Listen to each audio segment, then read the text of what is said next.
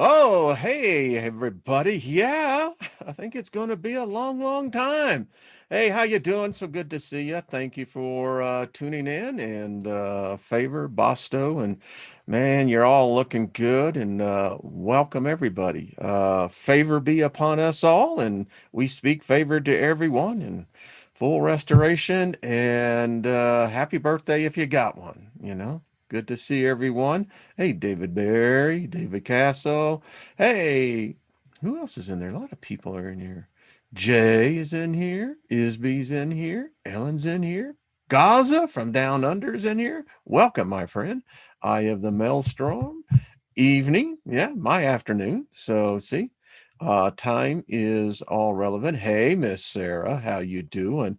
Thank you for reminding me that of Sarah. So, you know, got my little guy here. So everyone just think about this. Just give it everyone just a virtual hug. You know, that's it. We really need the hug. We need that energy. We need that that upliftment. So anyway, so yeah, say hey everyone. What's up? Um, there you go. And it's all right. You know, the great thing about it is that it works. So anyway, there you go. You see, you put it in action. You know, it's one thing to talk the walk, it's another thing to walk the talk. When you can walk the talk, then you know that you're living it. Hey, Suzanne, what's up? Know thyself. Good to see you. Hey, Gaia. So good to see you. Let me turn Elton John down in the background. Got to see him so many times. I mean, it was pretty groovy. Elton John was a huge influence on me growing up. Um, when he came out with Madman Across the Water, that album. Now, I had known Elton John because I saw him in early 1972. And he really wasn't that well known. He, you know, but wow. Yeah, anyway. You know, walking back in time. That's what I'm saying. It's all relevant. I mean, once you learn how to time travel, you find out time travel is not limited. In fact, time travel really doesn't involve physical matter. Consciousness is time travel. Grasp your head around that one. Think about it. If consciousness is not time travel, then none of us exist here. This is all an illusion. Nothing is real. But I contend I can see the future, at least my sphere of future.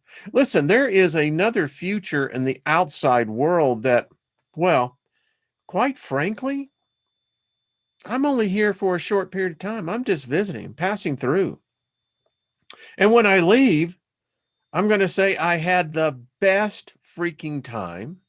It was absolutely far out. Enjoyed it immensely. Thank you, everyone. See you on the other side. Stop by the beach when you get across there. And, you know, in this case, I think once is enough. I mean, I want to go on and let's see what the other planets are like. And that's how I look at it. It's, you know, otherwise, you know, you could really let this bum you out. And that's no good at all. So what else is going on? Hey, Divine Empress, what's happening? Kit, good to see you, buddy. Pamela, hello. Lurata. So hey Nick, good to see you, buddy.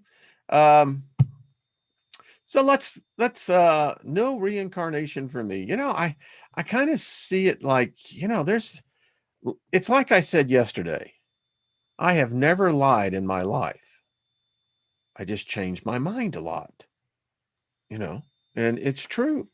Um, if the universe is what they say it is, and I don't know who they are, to be candid with you, um, but let's just use the colloquialism of they, you know, a couple trillion galaxies. They say it may not be that many, but anyway, let's say a trillion.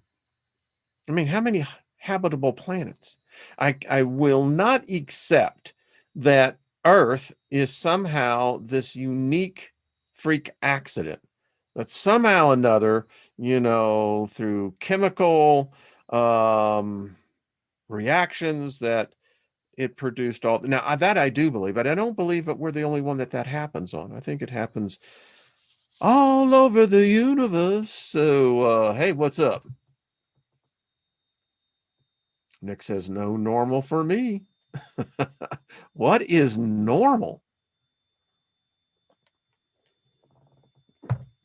Best line in Star Trek Generations. Normal is what everybody else is, but you are not. Mm-hmm.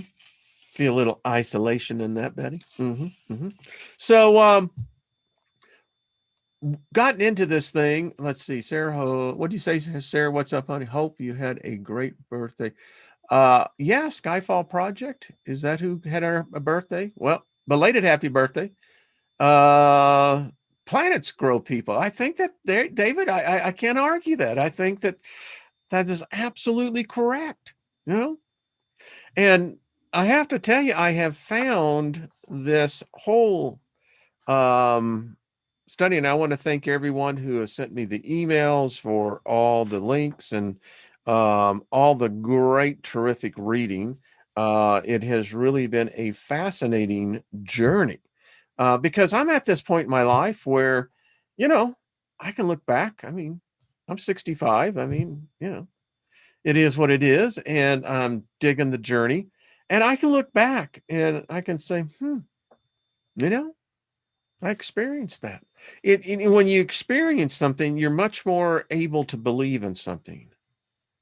I mean, if you can attach an experience to anything, any ideology, any theology, any eschatology, any political, it just goes on and on. If you get that personal feeling to it and that experience, everyone else can just be damned. You're going to say, I know it to be true. And it is true. So, Kent 63. Yeah, there we go. Ellen 63 there as well. All right. So, y'all are all of my, I grew up with, there were 17. Was there 17? Yeah, I think there were 17 of us cousins. We were all within 4 years of each other. And so, hey, it's good. And, Sarah's going to be coming on. Sarah, I know I owe you an email, but we'll be talking about, I think, a lot of this, how, as I look at this now, it's amazing how many of us hippies, us flower children, us, and I went through all the phases, the Jesus freak, the drug dealer. There was a place in Houston called People's Park. And so anyone from Houston, Texas that were back in the day, this would have been 1971. 71. I want to make sure in this. Yeah, 71. Yeah. Anyway, it's where on Sunday there were free concerts.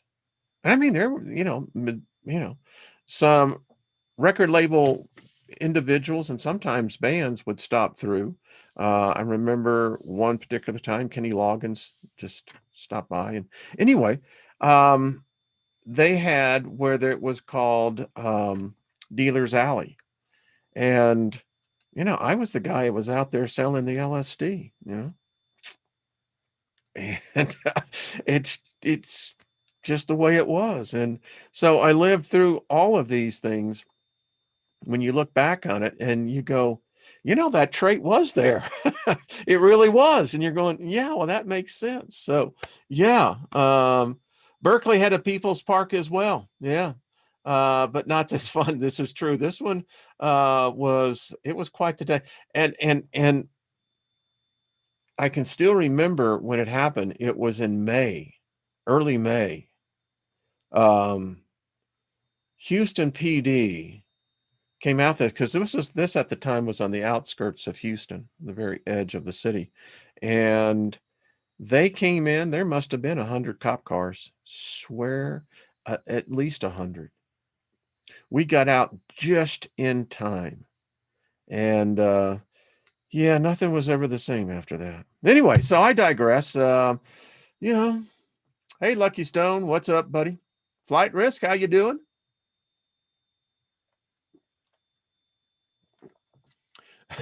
I see what you're selling. Yeah. Another true story, since we're talking about human design. In that same area I grew up in, the Montrose area, which was really, really cool. It's where all the hippies were. It was where the counterculture was alive. And it was a part of Houston. Now, most people couldn't afford to even live there. But back then in the day, a lot of us were, we would buy these old homes, and the craftsmanship was impeccable. It was back in the day when there were actually master craftsmen. And the wood, many of the wood that they was put in these homes, you can't buy today.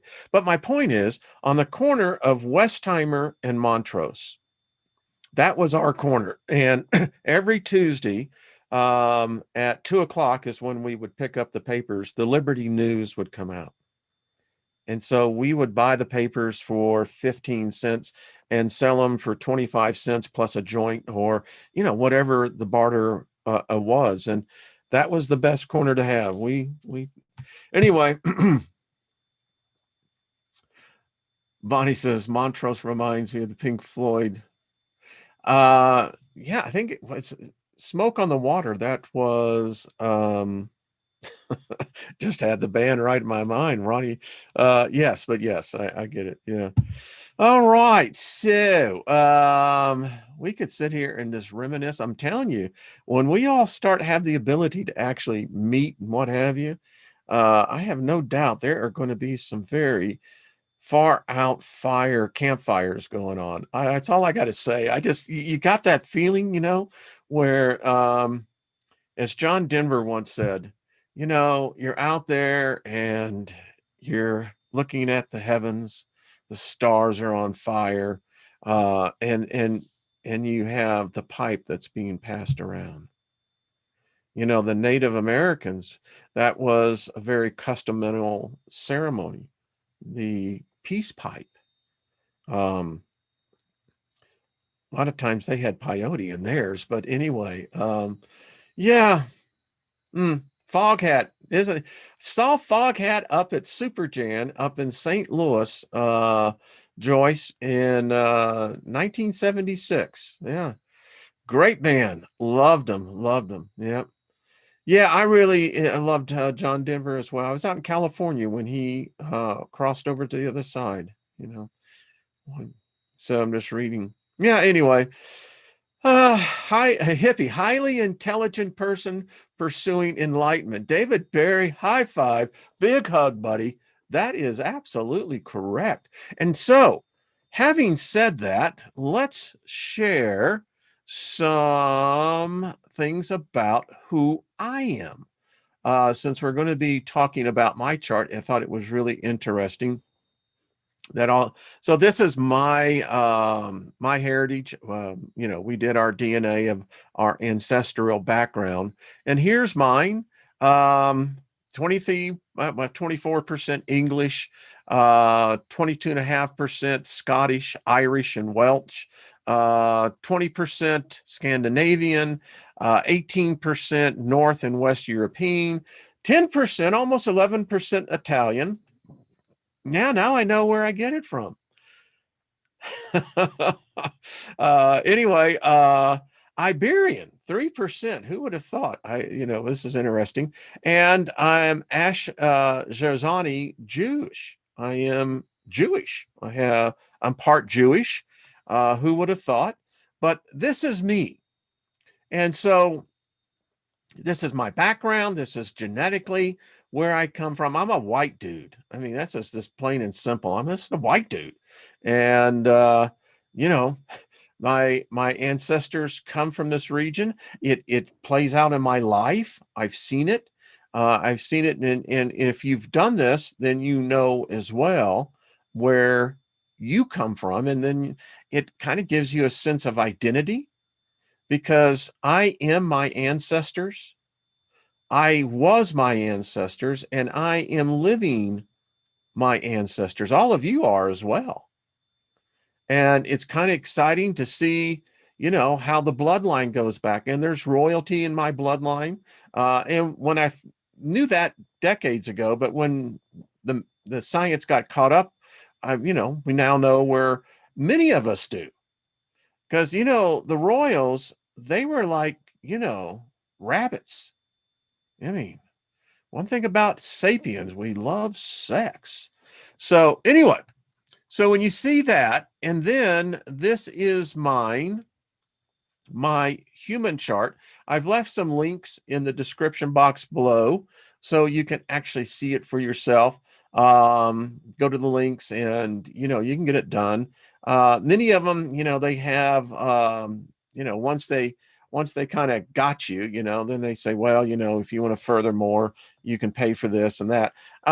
That's cool. I mean, if there's a service of value rendered, then, a service is worthy of its cost. But there are other ways that you can go out there and do research, and you can find a lot of this information, and you don't necessarily have to be really gifted. I'm a common guy, and as a commoner, if I can apprehend and comprehend the thought and the logic, we all can. So this is me. I'm a generator. My authority is sacral. That is something that I found out is really important. If your energy or authority is sacral, man, they got a whole section for you because, yeah. This 5-2 profile is weird. I'm not sure if I actually agree with all of it, but a lot of it I did resonate with. It says I'm a responder. Still learning all of this. As you come into all of this, you begin to see, well, these are the traits of yourself. So I will stop that so I can pull this up as he goes over. Okay. Hey, y'all. How y'all doing? So, oh, I'm just going to stop into the chat a minute. David Barry says, look, I got my 100% Welsh, Atlantean descendant. That's what David Barry said. Okay. Hey, Nina the Mystic. She's going to go live after this show. And then let's see. Just trying to see if has anyone else done this? Have you found out what you are? Because, when Trina and I were talking about this, it did at first read like Greek. I could say Latin, but Latin comes to me naturally. I never knew why until I realized that, I think somehow or another, in my ancestral line, we were very fluent in languages. And for me, I'd never really studied Latin academically, but I naturally picked it up. David Barry says he's a manifesting generator as well. Okay. Ellen says that she's sacral too. Okay, well, there we go. Pamela Jean says she goes back 65,000 years. I listen, and there's truth to that. Suzanne says the Italiano gene is strong in my family. And this is very interesting. Talking with my wife on it and discussing this. So I like to cook. I mean, I'm an alchemist. And it is very complex at first. And then, yeah, you do begin to get it. And I'm going to help some people get into it so you can learn a little bit more about yourself. Because as I went and learned about this stuff, it's true. But I have a natural ability of making some great pasta dishes. I can make a sauce, a ambrosia of the gods. And so yeah, and you look at that and you go, that's interesting. Let's see. Paul Joe says, what's sacral? So Excellent question and excellent segue, Pop Joe. So we're going to get in. I want to give credit to Karen Curry Parker. I've left her link in here. So when you do on hers, you put in your information, and then this is what it generates. And as you respond back to it, she begins to help explain this in such a manner that it really is easy. It really is. Um, so we'll kind of just read this. It's not that long. It says you're about to embark on a powerful journey of self-discovery. And like I said, at my age, I look back and I go, yeah, there is definitely continuity in this. A way to remember who you truly are and an instruction manual to help. I wish I had some of this earlier in my life because I wouldn't have had to gone through so much crap. But hey, you know, ignorance is painful. That's all I got to say. There are two charts that we'll see. So why is this information important? Your human design chart is a blueprint of your authentic self. Science is now catching up with what many of us as healers, coaches, intuitives, astrologers have been doing for years. We now know that the meaning we give our life impacts our DNA. It's a fact. Our health, our life choices, our longevity, etc. Healing or aligning, as she likes to call it, because she says, I don't think anything about us is broken, is a three-step process that usually involves redefining the story of your life. So to create an authentic life, you've got to do three things. One, you've got to understand the story you're living right now and where that story came from. Two, you've got to know who you are and are not so that you can better know yourself and who you truly are. And I think a lot of times this is where we get in these traps. For myself personally, I can look back and I said, you know what? Every time I was being something that I wasn't, and before a long time, I didn't know who or what the hell I was. But you get into predicaments that if you had just known, you'd have just walked on by. You've got to take back control. That's the hard thing for a lot of us, over crafting your own life story and start living the story that I think many of us were actually here to do. Opportunities will present themselves. If you're in the right frequency, the right state of consciousness, they will manifest. Understanding your unique energy blueprint, your human design, is a great way to begin the journey. Is there? So the parts of your chart. So the human design is a synthesis of Eastern and Western astrology, the Chinese I Ching, the Hindu chakra system, the Judaic Kabbalah, and the quantum physics. Even though the chart contains elements from all of these ancient sciences, the wisdom of human design is the synthesis of all these different parts. Listen, these go back, I dare say, tens of thousands of years. And why modern man? Isn't it odd how modern society goes, that's pseudoscience? As I said, modern science is outdated magic. They'll eventually get it. Human design is not a predictive or forecasting tool. It is a complementary system that helps you discover how you activate your personal destiny. Every element in the chart represents an archetype. An archetype is a collectively inherited unconscious idea, pattern of thought, image, etc., that is universally present in individual psyches. An archetype is simply a part or a role you play in the story of your life. Your human design chart is a collection of roles that you designed to explore and live in your life. You always have the choice and the power to live out the highest potential of your personal story. Knowing your chart will help you discover a path of fulfilling your story.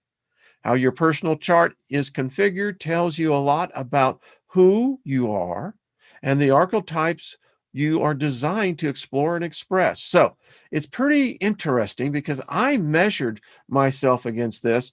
And again, I have my copy right here. Wow. And some of this you just go, wow. Now, how did they know that? It's like, I helped design software systems in my day. And so for me, I compartmentalize everything. If I got a huge humongous problem, every problem is a matter of components of basically combined together to make a whole. When I was in the ROTC, one of the things we had a great major that taught us, he was a colonel, on military strategy. And when you have defensive lines, how do you penetrate those defensive lines? I mean, there's many different theories to it, but I was taught very early is that you always search. It's the small crack that breaks open the dam. Just think about that. So there's a triangle part of your chart, which is called the body graft. There we are. Now, you see this red one here? That's the sacral. We'll get into that. Mine's red as well. It's interesting. So the body graft is composed of 9 geometric shapes called centers. And we can go over here so you can see mine. So these are centers, right? Now, it's really interesting when you see these open ones. We'll get into that. Pretty far out. All right. Each center represents how you process different kinds of energy. What I have learned, my chart, if I had only freaking knew this decades ago, I'd avoided a lot. What I have found out about myself, I'm like, duh, I'm just, I know it's now. I'm highly empathic. Something that I had to break because when you're able to manifest through the conscious and then it goes all through these areas, when you start manifesting things, particularly subconsciously, you wonder why did this come about? Well, chances are you created it. Each center represents, and it goes to the head center. That's this top one. That's where inspiration, ideas, and mental pressure are. You have the Ajna center. I think I said that right. The Ajna center, concrete thinking, analysis, information processes, storage, and belief systems. And these colors mean something all through this. Then you have the throat center. This is the communication, self-expression, manifestation, and how to use energy. One of the things I found out about myself, 5'2", which proved to be true, when people accuse, and this is how sometimes it's happened, it's out of the blue, they will accuse you. And apparently in my personality profile, particularly as I came out through a very abusive childhood, wow, it activated this line. And I had to sit back and go, well, that's real true. The G center, your identity, life direction, personal narrative, your sense of purpose and love. The will center, we'll see it here. This to see. Will center right here. For me, it would be right here. This is called open energy. We're going to learn about this. Here's your throat, the anja there, where you can see that. And the will center, the energy for creating in the material world, your personal self, ego, willpower, and sustainability. Boy, that sustainability is something, well, a lot of people grow old, and we all do. There's a reason why some grow old slower, because there is this ability within us of the ability of sustainability. Anyway, the solar plexus center, that's where your emotional energy is. The sacral center, that's where your work and life force energy, the sex and sexuality. The spleen center, that's where your instinctive survival, health, and time. And then you have the root center, the adrenaline, energy, and pressure. Make sense? So let's go over here. So now you can see this is the sacral. And the chakras, I have some charts that, because I don't think we'll get finished with all of this today, that even really helps to define this very quickly. Once you grasp it, like David said, at first it's intimidating, but I learned something about in life: when you're being intimidated, always buck the bully, because intimidation is merely being bullied. Anyway, so the definition, anything that is colored in on your chart is called defined. So in my case, I have 1, 2, 3, 4 defined centers. When something is defined on your chart, it means that you always have access to this energy, and you will experience this energy in a consistent way in your life. So true, so true, so true. Definition represents the themes you experience in your life throughout the entire course of your life.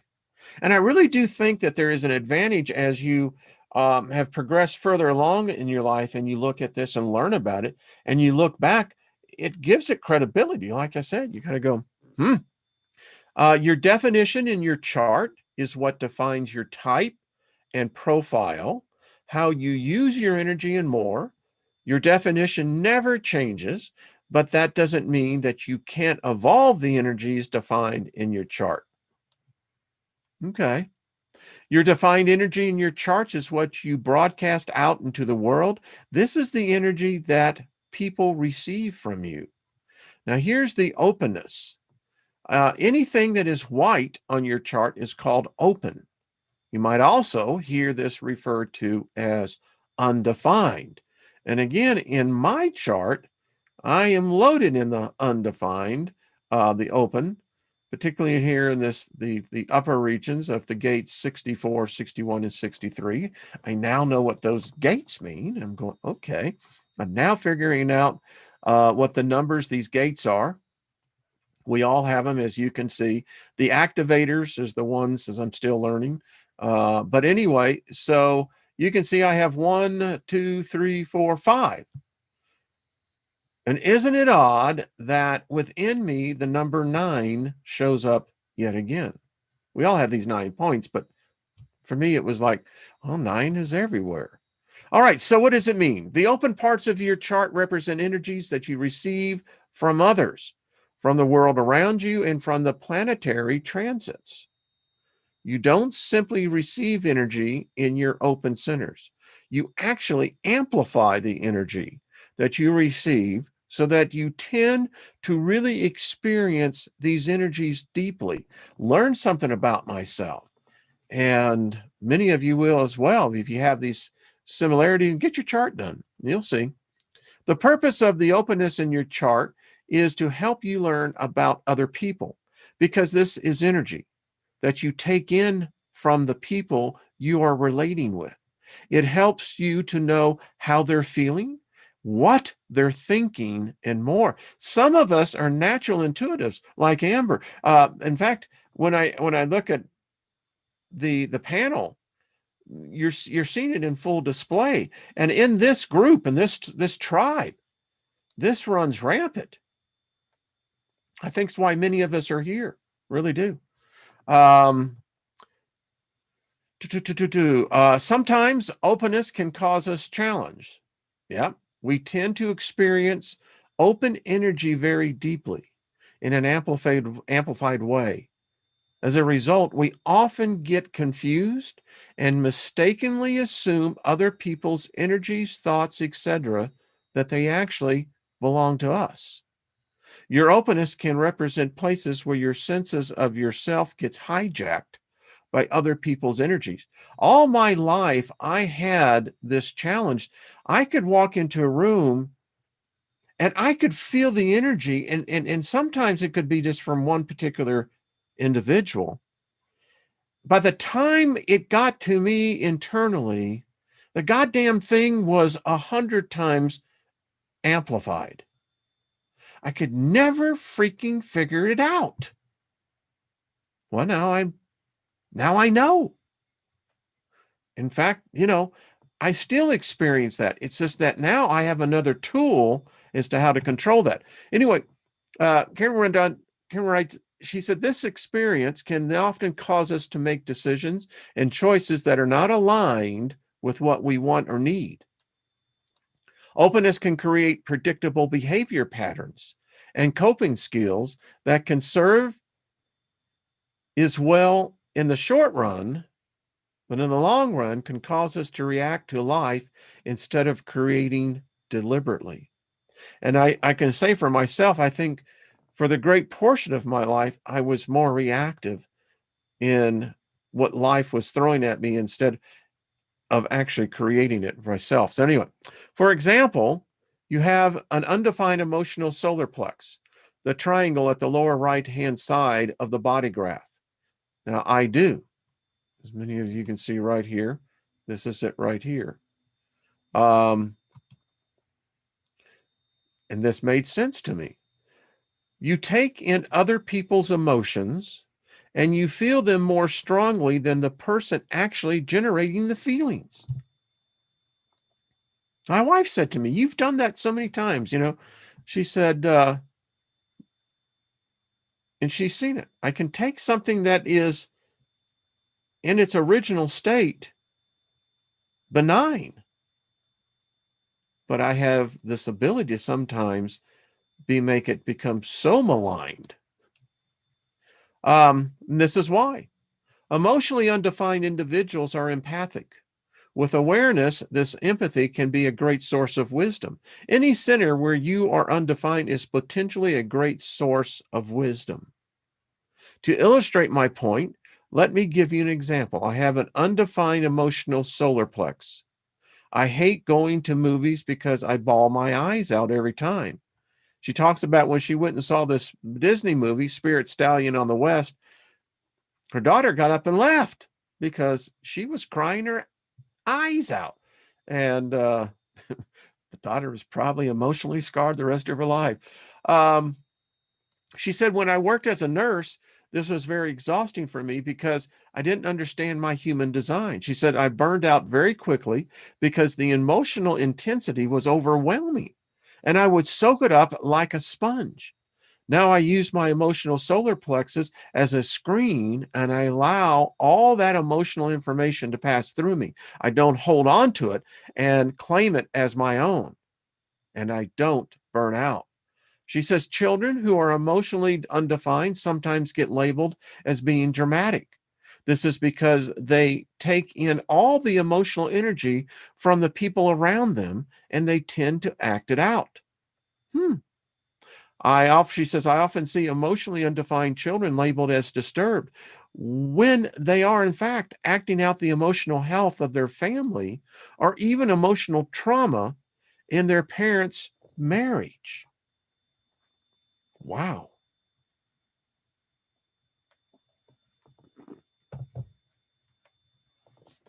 Child services could learn this psychology better. We all have the chart. All of us, all of our cells contain all of the DNA of all humankind. Our DNA is turned on or off, and this expression causes us to be who we are. Your human design chart is very similar. Your energy blueprint contains all the archetypes of the human story, but you are designed to experience and express these energies differently, depending on whether they are defined or opened on your chart. Take a look at your human chart, and then she says in here you can begin to define these out, the exercise for yourself. Now the gates. This is interesting. When you look closely at the centers of your chart, you will notice that there are numbers located on each of the centers. These numbers are called gates. There are 64 gates in the chart, and they correlate to 64 different hexagrams from the Chinese I Ching. Each gate represents a different archetype. Just like the centers, your gates will be either defined, color, in, or open, white. You have all of the gates, but your definition or openness will tell you a lot about how you're going to experience that particular theme in your life. And so these that are colored,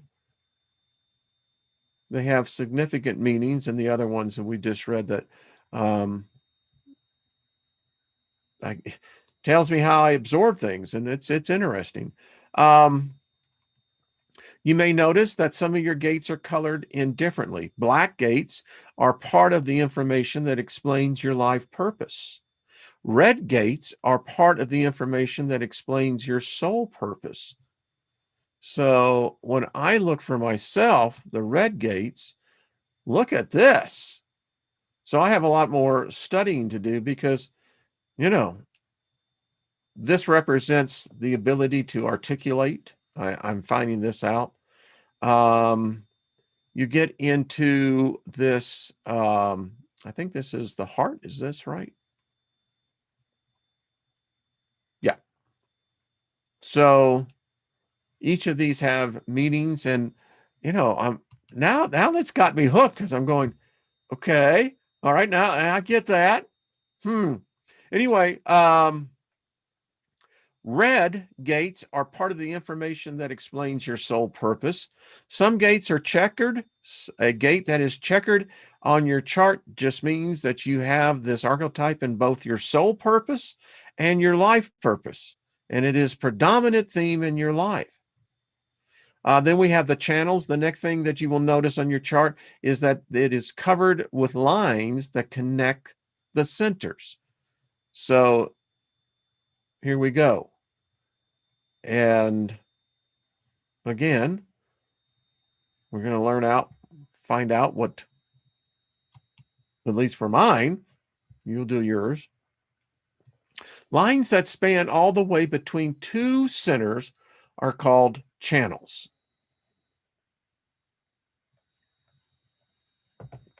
So for mine, you can see channels here, channels here. What is the black? What is the red? Well, we're going to find out. If you have a channel that is all the way defined, colored in, then the centers on either end of the channel will be defined, colored in.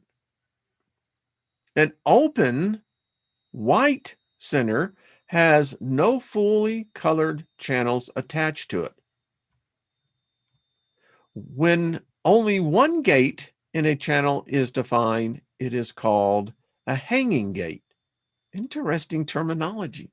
A hanging gate acts like a little relationship magnet and is always attracted to people who have the other half of the channel. This is called electromagnetic attraction. So I went, well, look at this, and I'm looking at mine and I'm going, So it's very obvious.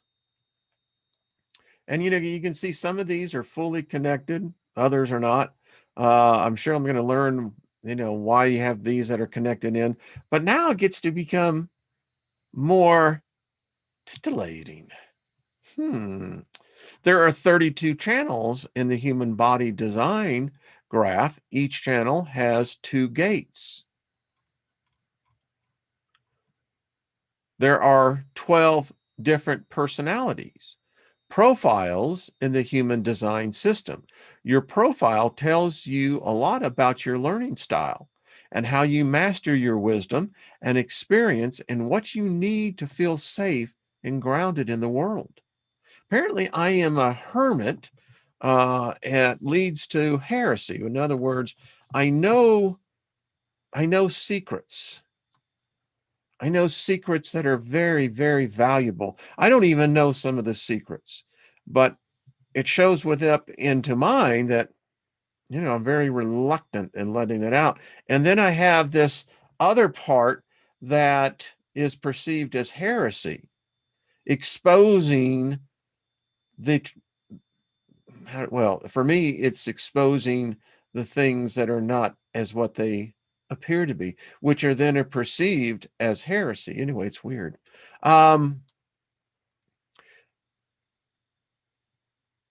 Let me continue here.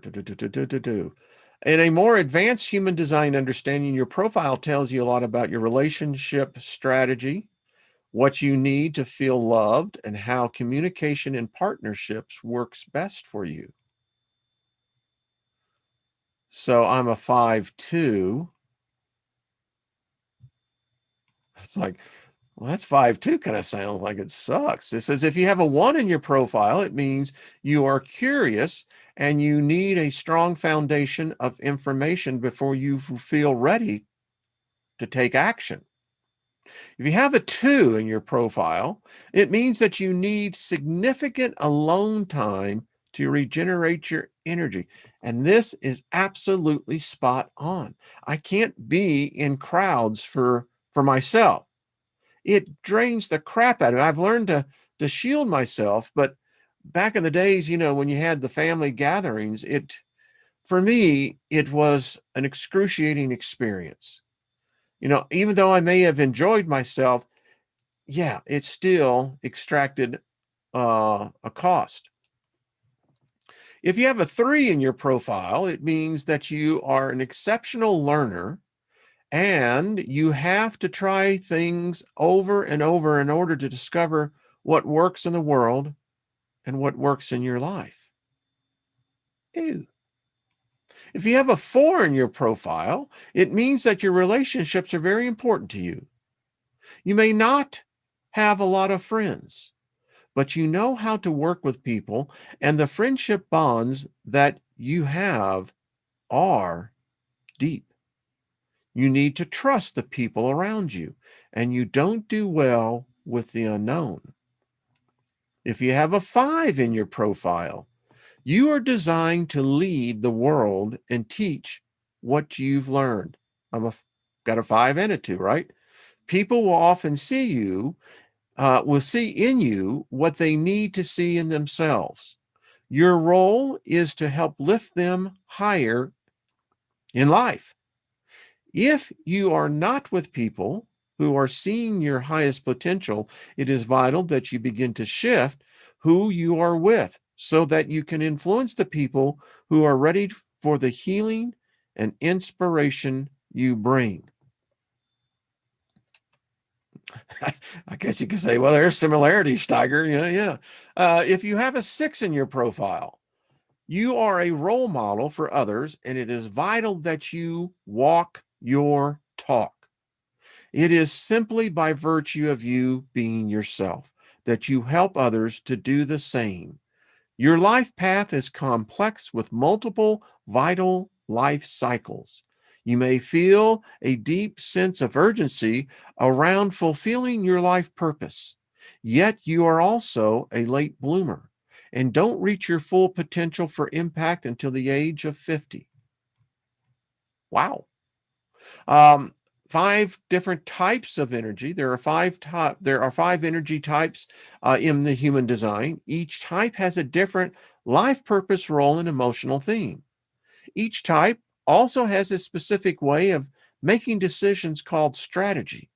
When you understand your human design type, you also discover your human design decision-making strategy, which helps you navigate the sea of choices in your life so you can choose the experiences that are right for you. I mean, I look back on this, and I'm speaking metaphorically here. There are some rides I should have never gotten on. 5 types are manifester, which is 9% of the population, a generator, which is 37% of the population, a manifesting generator, 33% of the population, a projector, 20% of the population, a reflector, 1%. These reflectors are very rare, interesting Types. Each human design type has an emotional theme, sometimes referred to as a life theme, which is simply part of the person's life and brings them lessons as well as opportunities for growth. When you experience your emotional theme in a strong way, it's usually a sign that you are not living true to yourself. It is always good to take a step back and evaluate your life if you're feeling your emotional theme in a powerful way. When you live your life according to your human design strategy, you lessen the intensity of your experience with your emotional theme. You might feel it here and there, but it won't be a roaring monster that dogs you day and night. Following your strategy makes your entire life experience easier and more enjoyable. You will either experience the emotions of your theme yourself, or you may experience them in other people around you who are responding to your behavior. That's that boomerang effect. We've all had it. We all know the person you work in the office with, and you first meet, thinks everything's cool. You know, she likes you, you like her, you know, y'all, have conversations. And then as things begin to roll, you begin to find out that, and then it becomes an exercise just to be in the same vicinity. Y'all know. So, for example, if you're a manifester type, the manifester has an emotional theme that is often perceived as anger. That means that the manifester can sometimes feel angry, or people can be angry with them. You will always experience your aspects of your emotional theme. Your emotional theme is an energetic signal that you are in some way out of alignment with what is good and healthy for you in your life. Now, authority, this becomes interesting.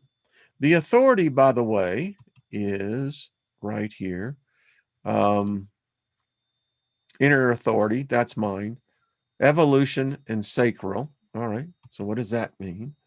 Um, Authority is determined by centers in your personal body graph that will have the most powerful influence on you when you make decisions. Not all centers carry authority, so your personal authority will depend on your type and your definition. Authority will also depend on your life conditioning and your level of emotional well-being.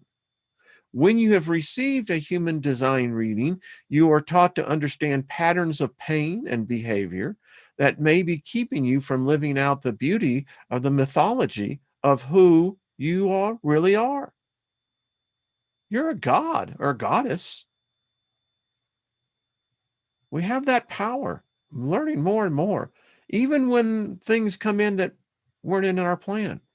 Um, With cognitive awareness of old patterns, you begin to heal and transform these energies into a deep source of wisdom.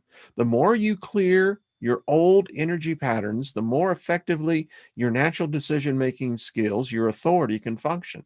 You can then begin to use your authority along with your strategy to help you make better decisions for your life. Your authority is listed on your chart. The three authorities that are most important are the emotional authority. If you have emotional authority, it means that you need time to feel your way through your decisions and choices. You have deep creative energy, and you need time to feel if a choice is right for you or not. Two, self authority. If you have self authority, it means that you need to talk about your decisions with others for you to get a clear about your choices. You don't need their advice. You just need a sounding board, someone who will lovingly listen to you while you talk through your decisions. Three, the splendic authority. The splendic authority means that you have a deep gut response to what the right decision for you, and you need to make your decision in the moment and spontaneously. It is not good for you, and maybe even makes you worry more if you think and contemplate your choices. You are spontaneous and can move quickly. The sacral authority, this is me. If you have sacral authority, that means that you are a generator human design type. That's a mouthful. A generator human design type. She writes, if you would like to learn more about sacral authority, you can refer to the special series and the articles I've created for to the generator type. And so when you go forward on that, and we're almost getting out of here.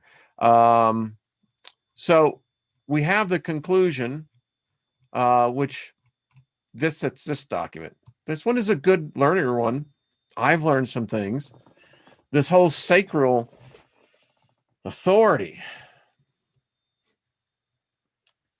And I have no doubt there's others of you that have the same. Those of you have done it. I'd be curious to know. I'm reading some of this. Sarah Horton, by the way, is a healer. That's why you're going to find when you get the chance to know her. And Sarah, if we can get everything worked out, I'm looking for next Wednesday. I think it'd be a good. Anyway, this is why we're here. There's so many healers, intuitives, empaths, clairvoyants, seers, readers. And, someone wrote to me who knew me a couple of decades ago and said, you have really changed, dude.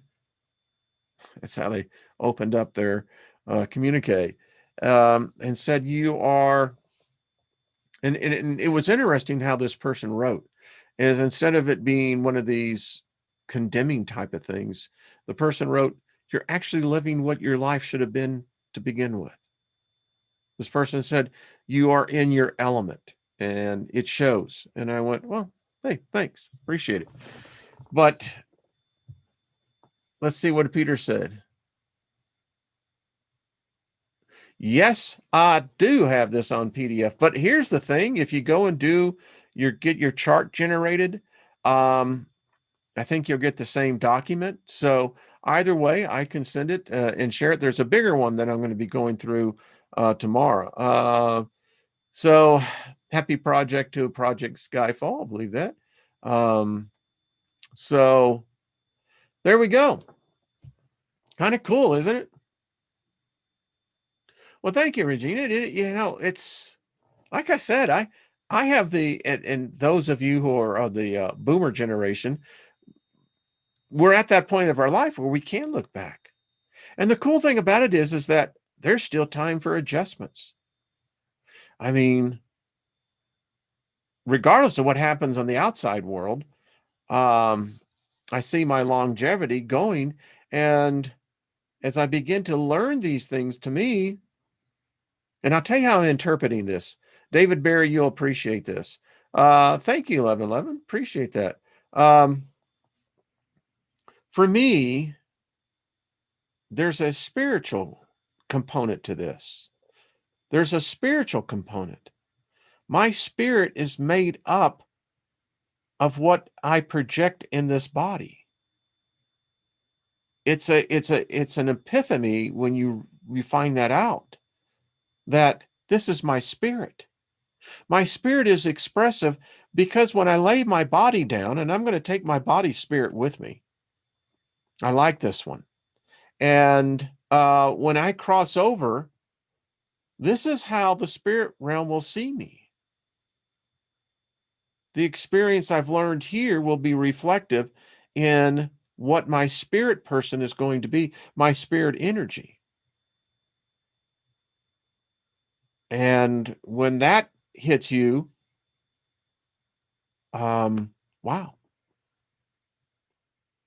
I think you become a stronger spiritual being because you're carrying this knowledge, and knowledge is power. Knowledge requires wisdom.